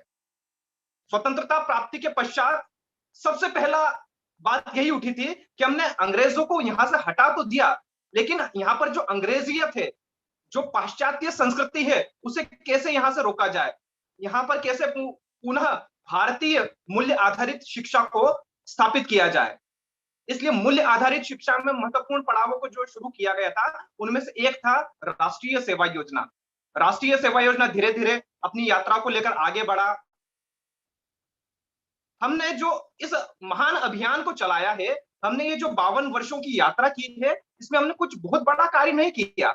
हमने अपने अपने स्तर पर छोटे छोटे कार्य किए हैं। हमने गाने गाए हैं कि लेके हाथ हल कुदाल और ज्ञान की मशाल, आओ चले साथ साथ गांवों को। हम गांवों में गए हैं, हम बस्तियों में गए हैं, वहां की समस्याओं को जाना है और अपने स्तर पर उन समस्याओं का समाधान करने का प्रयास किया है। क्योंकि कुछ ऐसी संस्कृति यहाँ पर निर्मित हो गई थी जिससे अनेकों कुरीतियों का जन्म हो गया। क्योंकि यदि हम देखें पिछले कुछ 200-400 वर्षों पहले का जब भारत हम देखें, तब किसी भी प्रकार की कुरीति हमारे भारतवर्ष में नहीं थी। लेकिन पिछले जो 300, 400, 500 वर्ष गुजरे हैं, उन गुलामी के कालखंड ने अनेकों कुरीतियों को जन्म दिया। कुछ ऐसे लोग थे जो हमारी हिंदी, हमारी भारतीय भाषाओं का उपहास उड़ाने लगे और एक अन्य भाषा या अन्य विदेशी भाषाओं को तवज्जो देने लगे। कई ऐसी भाषाएं होती है जिनके कुछ शब्द साइलेंट होते हैं, लेकिन हिंदी एक ऐसी भाषा है, भारत की किसी भी भाषा में आप देखेंगे कोई शब्द साइलेंट नहीं है। तब हमने समझा कि सारी दुविधा प्रतिशत की है, सच कितना बोला जाए, गूंगे सिखा रहे थे हमको, मुंह कितना खोला जाए। हमने जाना कि हमें यदि इस भारत को सशक्त बनाना है, इस भारत को पुनः विश्व गुरु के पटल पर स्थापित करना है, तो यहाँ की शिक्षा प्रणाली को सुधार करना होगा।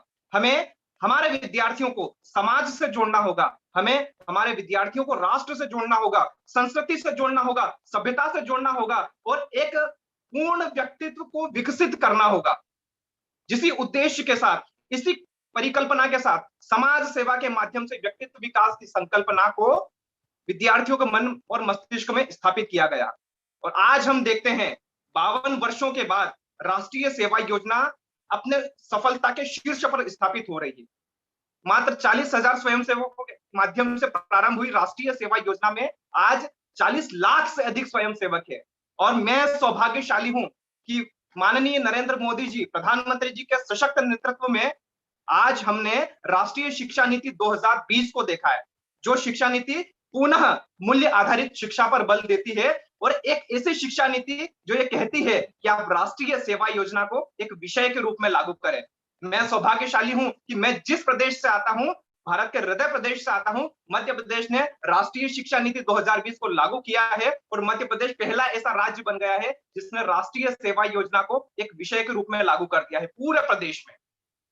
आज राष्ट्रीय सेवा योजना की कीर्ति को भारत के महामहिम ने सुबह 9 बजे से लेकर 10 बजे तक संपूर्ण विश्व के सामने दिखला दिया है कि राष्ट्रीय सेवा योजना क्या है, राष्ट्रीय सेवा योजना क्यों है। हर स्वयंसेवक जब विद्यालय स्तर से शुरुआत करता है तो उनका उत्साहवर्धन करने के लिए तो कई लोग आते हैं, लेकिन कई लोग ऐसे होते हैं जो उनके उत्साह को कम भी करते हैं, आलोचना करते हैं कि क्या होगा इससे, क्यों होगा इससे, कुछ नहीं हो पाएगा, आप अपने समय को व्यर्थ कर रहे हैं। उन तमाम लोगों को आज मैं आप सभी के माध्यम से एक सूचना देना चाहता हूं, जिन्हें लगता था कि राष्ट्रीय सेवा योजना कुछ नहीं है, राष्ट्रीय सेवा योजना में जाकर आप अपने समय को बर्बाद कर रहे हैं, राष्ट्रीय सेवा योजना आपको बहुत कुछ नहीं सिखा सकती। उन्हें मैं एक छोटा सा संदेश आपके माध्यम से देना चाहूंगा, क्योंकि आज राष्ट्रीय सेवा योजना की कीर्ति को पूरे विश्व में स्थापित कर दिया गया है। यशस्वी सूर्य अंबर चढ़ रहा है, तुमको सूचित हो। यशस्वी सूर्य अंबर चढ़ रहा है, तुमको सूचित हो। विजय का रथ सुपथ पर बढ़ रहा है, तुमको सूचित हो। यशस्वी सूर्य अंबर चढ़ रहा है, तुमको सूचित हो। विजय का रथ सुपथ पर बढ़ रहा है, तुमको सूचित हो। अवाचित पत्र मेरे जो नहीं खोले तलक तुमने, अवाचित पत्र मेरे जो नहीं खोले तलक तुमने, समूचा विश्व उसको पढ़ रहा है, तुमको सूचित हो। आज हम देखते हैं कि 40,000 स्वयंसेवकों के माध्यम से राष्ट्रीय सेवा योजना अपने संकल्प शिक्षा द्वारा समाज सेवा और समाज सेवा द्वारा शिक्षा के इस संकल्प को साकार करते हुए निरंतर आगे बढ़ रही है। आज हम सभी का यह दायित्व है कि राष्ट्रीय सेवा योजना जिस मूल के साथ स्थापित की गई थी, राष्ट्रीय सेवा योजना जिस उद्देश्य के साथ स्थापित की गई थी, राष्ट्रीय सेवा योजना साकार अपना योगदान दे। हर व्यक्ति को इसमें जुड़ना होगा, हर व्यक्ति को इसमें आगे आना होगा, हर व्यक्ति को अपने दायित्व को समझना होगा। कोई भी सिंगल वन व्यक्ति, एक भी व्यक्ति ऐसा नहीं होगा जो छूटे, क्योंकि हर व्यक्ति अपने आप में सशक्त है। यदि मैं आज यहां से बोल रहा हूं तो मैं अपने आप में 1/130 करोड़ हिंदुस्तान हूं। जी हाँ, मैं हिंदुस्तान हूं। कितना? 1/130 करोड़। और मेरे माध्यम से आज जो भी यहां सुन रहे हैं वो सभी अपने आप में 1/130 करोड़ हिंदुस्तान है। यदि मैं अपने हिस्से का 1/130 करोड़ हिंदुस्तान को सशक्त करता हूं तो मैं अपने हिस्से का भारत का निर्माण करता हूं। तो मैं आप सभी से अनुरोध करता हूं कि राष्ट्रीय सेवा योजना की संकल्पना को निरंतर आगे बढ़ाएं। मां भारती का पावन मंदिर शुभ संपत्ति हमारी है। हम में से हर बच्चा इसका रक्षक और पुजारी है। शत शत दीप जलाकर आओ नवयुग का आह्वान करें, उठो धरा के अमर सपूतों, पुनः नया निर्माण करें। बहुत बहुत धन्यवाद दुर्गा शंकर जी आपका। आपने एक नया प्राण इस पूरे कार्यक्रम में डाल दिया है। आपकी वाणी, आपके मध्य प्रदेश से आने वाली शुद्ध हिंदी। मैं हिंदी, आप कई सारे ऐसे भी विद्यार्थी हैं यहाँ पर जिन्होंने शायद एक डिबेट नहीं देखा होगा टीवी पर। हमारे यहाँ लोकसभा और राज्यसभा टीवी है, तो इसकी यूट्यूब चैनल्स भी हैं। मैं सभी से अनुरोध करूंगा कि आप राज्यसभा टीवी पर जाएं और 11 हफ्तों में डिवाइडेड एक सीरीज देखें। सीरीज का नाम है संविधान। स्वरा भास्कर उसे होस्ट कर रहे हैं और सर जो बता रहे थे कई सारी चीजें, अभी जैसे सर जो बता रहे थे कई सारी चीजें, उनमें से कई सारी चीजें सही मायनों में उस वक्त हुई थी। हमारे देश को गुलाम बना के, हमारे देश की शिक्षा व्यवस्था बदल के, आप सोचिए हमारे देश को आजाद हुए 75 साल हो चुके, लेकिन शिक्षा व्यवस्था बदलने का एक बड़ा प्रयास आज तक नहीं हुआ। जब व्यक्ति शिक्षित ही नहीं है सही मायनों में, वो भले ही हम कितना भी मान ले, लेकिन 3 इडियट्स में एक बहुत अच्छा था, well trained and well educated. हम आज तक वेल ट्रेन्ड बन रहे थे, वेल एजुकेटेड नहीं बन रहे थे। अब शायद हमारे पास वेल एजुकेटेड बनने का चांस है। शिक्षा से हम बहुत ऊपर आ सकते हैं, हमारे समाज को, हमारे राष्ट्र को ऊपर ला सकते हैं। और राष्ट्र को ऊपर लाने के लिए हम सब जितने युवा हैं, वो शरीर से, मन से, दोनों से जो युवा हैं, यही युवा जो है वो देश को बदल पाएंगे। और इस देश का व्याप जो है इस एशिया में सबसे बड़े व्याप में से एक। भौगोलिक बहुत सारी हमारे पास विविधताएं हैं, सांस्कृतिक विविधताएं हैं। हमारे पास हिंदी भाषा भी है, हिंदुस्तानी भाषा भी है। हमारे पास गुजराती है, हमारे पास आसामीसी है, हमारे पास मराठी है। बहुभाषी हमारी संस्कृति है। दुर्गा शंकर ने जो अभी जो उन्होंने जो अपना प्रेजेंटेशन पूरा दिया, वो पूरा प्रेजेंटेशन इतनी साफ हिंदी में था। क्योंकि मेरा प्रोफेशन इंग्लिश टीचिंग है, तो कहीं ना कहीं बीच में इंग्लिश वर्ड्स बीच में आते रहते हैं, क्योंकि वो मेरी अब हॉबी हो चुकी है। लेकिन बहुत कम, जैसे हमारे कुमार विश्वास जी हैं, वो आम आदमी पार्टी वाले कुमार विश्वास जी अलग हैं, और वही व्यक्ति कुमार विश्वास कवि के तौर पे अलग हैं। उनको जब आप सुने तो शायद मैं समझता हूँ मैं दुर्गा शंकर जी को फिर से सुन पाता। इतनी साफ हिंदी में आपने बहुत कुछ हमें आज दिया है। ऐसे ही हमारे जो बहुत सारे वैरायटीज जो हमारे सामने उपलब्ध हैं, उनमें से एक वैरायटी, एक रस हमारे सामने, मैं नीतीश जी से विनती करूंगा कि वो हमारे सामने प्रस्तुत करें। हमारे पास नॉर्थ ईस्ट के राज्यों से एक छोटी सी डांस परफॉर्मेंस हमारे पास है, तो नीतीश जी आपसे निवेदन है कि आप उसे प्रेजेंट करें।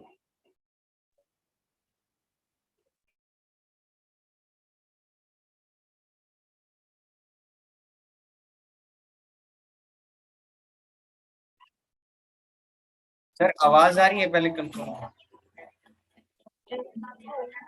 नहीं, ट्रैक हो रहा है आवाज। Sir, voice is clear. No, no. Now He it is. said? Now it is. Yes, now it is clear.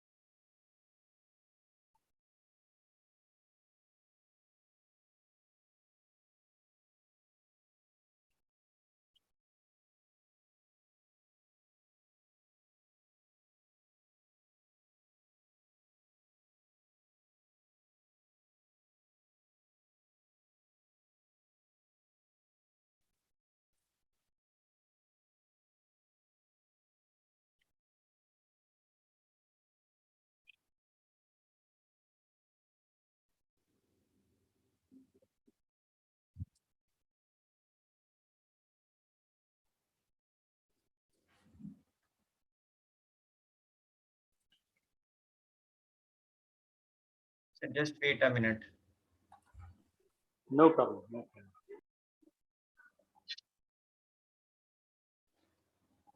Now audible, sir? Hello? Not sir, yet. Not yet. Can you play it again? No. Yes, No. sir. No. No. No. No. No.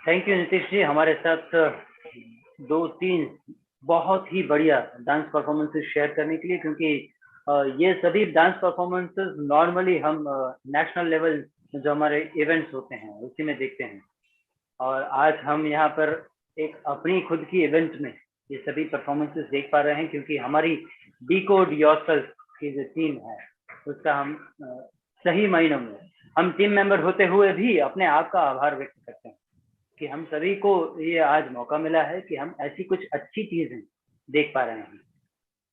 फिर से याद दिलाऊं, हमारे कुछ सहयोगी संस्थाएं हैं जिन्होंने आज हमारे इस कार्यक्रम में हमें सहयोग किया है। NSS JC Bose university of science and technology YMCA, NSS Netaji Subhash university of technology cell, NSS Shri Bhawani Niketan Mahila PG Mahavidyalaya Jaipur unit, और हमारे सोशल मीडिया पार्टनर्स हैं प्राउड टू NSS और NSS इंडिया 1। ये सभी हमारी आज सहयोगी संस्थाएं रही हैं, और ऐसी ही हमारी सहयोगी संस्था के हमारी सहयोगी संस्था Netaji Subhash university of technology के university program coordinator NSS, director physical education और nodal officer fit India movement के डॉक्टर प्रवीण सरोहा जी हमारे साथ आज उपस्थित हैं।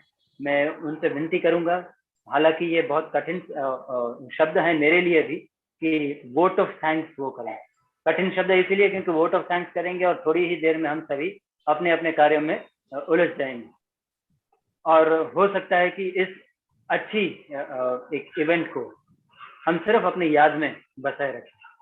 लेकिन फिर भी फॉर्मेलिटीज हैं, जैसे सरस्वती वंदना से शुरू किया था, तो कहीं जाके हमने और भी कुछ कविताएं यहाँ देखी, कुछ इंस्पिरेशंस भी देखी, तो ऐसे इन सभी का आभार भी व्यक्त करना पड़ेगा। तो मैं आभार विधि के लिए डॉक्टर प्रवीण सरोहा जी से विनती करूंगा कि वह इस कार्यक्रम की आभार विधि करें। बाकी जितने भी हैं यहाँ पर बने रहिएगा। आभार विधि के बाद हम सबका एक ग्रुप फोटो भी होगा। डॉक्टर प्रवीण सरोहा जी। बहुत बहुत धन्यवाद जोशी साहब। मेरे को सुन पा रहे हैं आप? जी बिल्कुल सर, बिल्कुल सर, बिल्कुल। बहुत बहुत धन्यवाद। इस आपने सही कहा कि ये जो वोट ऑफ थैंक्स है एक औपचारिकता तो है ही, क्योंकि किसी कार्यक्रम को शुरू किया जाता है वंदना के साथ, सरस्वती वंदना के साथ, उसको उसका जो है समापन किया जाता है वोट ऑफ थैंक्स से। पर आज का जो एक कार्यक्रम रहा, मतलब वाकई में एक मिश्रित अनुभव के साथ, युवा और एक अनुभव दोनों का जो एक मिश्रण रहा, इसमें बहुत ही सुंदर तरीके से जो हमारे आज के मुख्य अतिथि किशन कुमार गुप्ता जी, मतलब कुछ बातें तो ऐसी थी कि जो वाकई में हम लोग अभी उस चीज से वंचित थे, नहीं हमें पता था, और ये समय बिल्कुल एक कम था इनको सुनने के लिए। अभी कभी आगे समय मिलेगा तो इनसे बहुत ज्यादा सीखना है, बहुत सारा अनुभव इनसे लेना है। तो बहुत बहुत धन्यवाद करता हूँ किशन कुमार गुप्ता जी सर आपका, आपने इतना समय निकाल के हम लोगों को जो है इतना प्रेरणा दी और हमें ये अपना ज्ञान दिया, एनएसएस की हिस्ट्री के बारे में बताया। और आज के जो युवा वक्ता दुर्गा शंकर सूर्यवंशी जी एंड प्रियंका बिसा, बहुत ही मतलब उत्साहवर्धक रहा आपका सुनना। मैं ये आशा करता हूँ कि जितने सभी लोग आप लोग जो उपस्थित हैं इसमें प्रेजेंटेशन में, सभी ने इनसे कुछ ना कुछ ज्ञान और कुछ ना कुछ उत्साहवर्धक जो बातें इन्होंने कही, उससे उनका आप लोगों का उत्साहवर्धन हुआ होगा। ये सभी को मैं 52nd जो 52वां एनएसएस फाउंडेशन डे है, जो इसका जो ऑर्गेनाइजेशन आज किया है डिकोड योरसेल्फ, और इसको कोलैबोरेट किया है NSS J C Bose university, NSS cell और एनएसएस एसबीएन एमएम यूनिट, इन सभी का आभार व्यक्त करता हूं। इन्होंने इसको कार्यक्रम को बनाने के लिए और उसको सुचारू रूप से चलाने के लिए जो योगदान दिया, उसका मैं तहे दिल से शुक्रिया अदा करता हूं, और आशा करता हूं कि आगे आने वाले समय में भी इस प्रकार के कार्यक्रम को हम लोग इसी तरीके से मिलजुल करके कराएंगे। आज मुझे और एक हर्ष के साथ मुझे बहुत बताते हुए खुशी हो रही है कि हमारा एनएसएस यूनिट को आज 2 पुरस्कार, नेशनल लेवल के पुरस्कार से सम्मानित किया गया है। और इस एनएसएस यूनिट जो हमारी Netaji Subhash university of technology की जो एनएसएस यूनिट है, बहुत अभी कम समय से ही शुरुआत हुआ है इसका। 2020 में इसकी शुरुआत हुई थी और तकरीबन 1.5 साल लगा के चलें। इस छोटे से अंतराल में हम लोगों ने बहुत कोशिश करी है कि अपने समाज में सेवा करें, और इस समाज की सेवा के करते चलते और आज हमें ये जो एक उत्साह मिला है, जो एक पुरस्कार मिला है, इससे हमें और उत्साह मिला है, और हम ये प्रण लेते हैं कि इसी अच्छाई के साथ आप आगे काम को बढ़ाते चले जाएंगे। मैं एक बार फिर से पुनः किशन कुमार गुप्ता जी का मैं आपका हार्दिक धन्यवाद करता हूं, दुर्गा शंकर सूर्यवंशी जी का, प्रियंका बिसा जी का, कि आप इसी तरीके से हमसे जुड़े रहें और हमारा मार्गदर्शन करते रहें। और जो बीच बीच में जो चारों दिशाओं से जो आज सांस्कृतिक कार्यक्रम रहा, मेरे को मतलब वाकई में ऐसा लगा ही नहीं कि मैं आज हम लोग ऑनलाइन यहाँ बैठ के इस प्रोग्राम को देख रहे हैं। ऐसा लगा हम जो है एक फिजिकली जो है प्रोग्राम ऑर्गेनाइज किया गया और सब ने अपने अपने समय पे आए और हमें बिल्कुल जो है अपने सांस्कृतिक कार्यक्रम से हमें अपने क्षेत्र से जोड़ दिया। तो अंत में मैं सभी का एक बार पुनः दिल से अपना हार्दिक धन्यवाद करते हुए सभी को नमन करता हूं। बहुत बहुत धन्यवाद। जय हिंद, जय भारत। वैसे ये वोट ऑफ थैंक्स का कार्यक्रम जो है वो एक छोटी सी कहानी याद दिलाता है। वैसे ऑफिशियली देखा जाए तो किसी भी कार्यक्रम में वोट ऑफ थैंक्स के बाद कुछ शेयर नहीं करना चाहिए, लेकिन फिर भी संस्कृति का जब आदान प्रदान चल रहा था तो एक छोटा सा किस्सा शेयर करता हूँ, फिर हम ग्रुप फोटो के लिए आगे बढ़ेंगे। किस्सा ये था कि कुबेर को अपने खजाने का अपने पास जो कुछ भी है उसका एक बहुत ही बड़ा उसे अभिमान हुआ था, और उन्होंने चैलेंज किया था सभी देवों से कि आप हमारे एक प्रयास अपना अपना कर लीजिए और हो सके तो मेरा खजाना जो है उसे खत्म करके दिखाइए।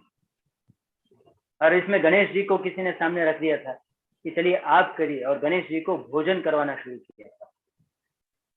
गणेश जी ने बहुत अच्छे से भोजन किया और आखिर में कुबेर ने हार मानी कि बस अब हमारे पास कुछ नहीं है।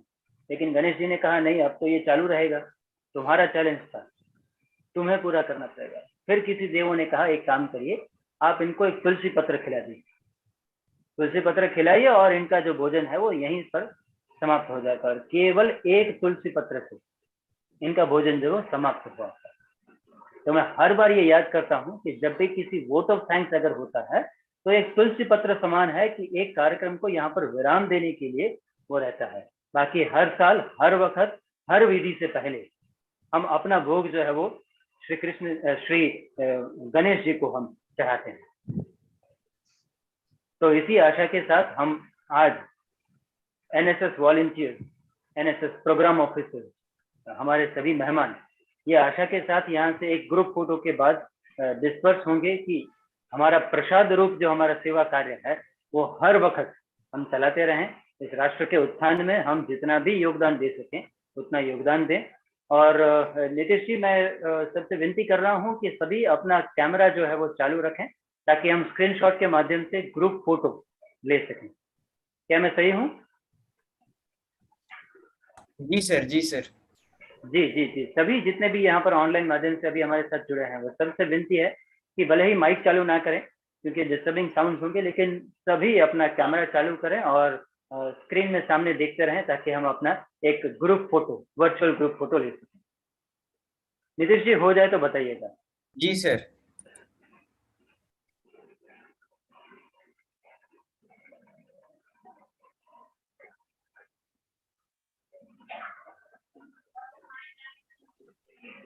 Done sir. Okay, great. तो फीडबैक सेशन हमें अलग से करना है या आपने जो लिंक शेयर किया था उसी से हमें काम चलाना है, किस तरह से करना है? जी सर, फीडबैक सेशन सब फीडबैक लिंक के थ्रू कर सकते हैं, और sir due to some data connectivity issue मैं भी थोड़ा सा अनेबल इस प्रोग्राम को कंटिन्यू करें। ठीक है। तो मुझे लगता है हमारे साथ चैट बॉक्स में एक लिंक शेयर हुआ है गूगल फॉर्म्स का। आप सभी अपने प्रतिभाव जो हैं आज के कार्यक्रम के वो सभी इसमें शेयर करें, आप हमसे साझा करें, हम इसको और कैसे बेहतर बना सकते हैं इसके खास सुझाव दें। नॉर्मली जब फीडबैक सेशन में बात होती है तो सिर्फ आपकी वाहवाही करने के लिए ही फीडबैक दिए जाते हैं, लेकिन हम स्वयं सेवक हैं, हम वॉलंटियर्स हैं, हम अपना काम और अच्छे से करने की आशा रखते हैं। इसीलिए आपसे विनती है कि खासकर यदि हमारी कहीं पर गलतियां हैं तो उसे आप उजागर करें, उसे हमारे तक पहुंचाएं ताकि हम उसे सुधार के नए कार्यक्रम में हम और अच्छा करने का हम प्रयास कर पाएं। तो आप सभी के चैट बॉक्स में अभी एक लिंक भी है। तो इसी के साथ भारत माता को वंदन करते हुए हम इस कार्यक्रम को पूर्ण घोषित करते हैं। आप सभी का बहुत बहुत बहुत बहुत धन्यवाद। जय हिंद, भारत माता की जय।